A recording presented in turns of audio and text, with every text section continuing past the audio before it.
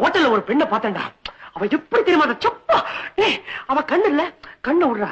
மூக்கு எடுத்துக்க, மூக்கு எடுக்காத, முகத்தை எடுத்துக்கடா. சுத்தி வளப்பான எந்த அழகான பெண்ணு அவ கிட்ட நிக்க முடியாதுடா. கிட்ட என்னடா தூரவே நிக்க முடியாதுடா.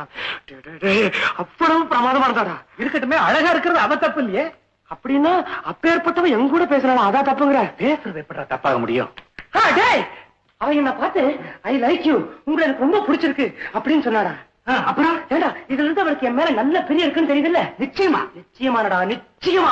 அவ பிறந்த நாளைக்கு எனக்கு மாத்திரம் தான் அழைப்பு அனுப்பிச்சிருக்கான், பாக்கி எந்த பையனுக்கு அனுப்பல தெரியுமா?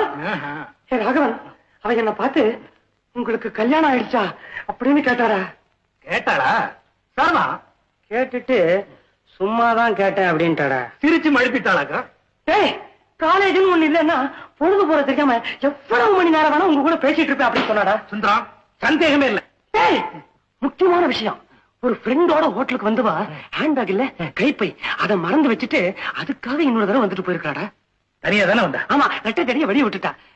ராகவா, அதுக்கு என்னடா அர்த்தம்? அவ உன்னை தனியா சந்திக்கணுங்கிறதுக்காக வந்திருக்கா. ஏன் சந்திக்கணும்? உங்ககிட்ட பேசுறதுக்கு. ஏன் பேசணும்? அவளுக்கு ஒண்ணு ரொம்ப பிடிச்சு போச்சு. ஏன் பிடிச்சு போச்சு? யார் அவன்? அவ உன்னை காதலிக்கிறான். இன்னொரு தடவை சொல்லு. அவ உன்னை காதலிக்கிறாடா. எழுதி கொடுறா. எனக்கு அப்படித்தாண்டா தோணுது. நிச்சயமா? நிச்சயமா, சந்தேகமே இல்லை.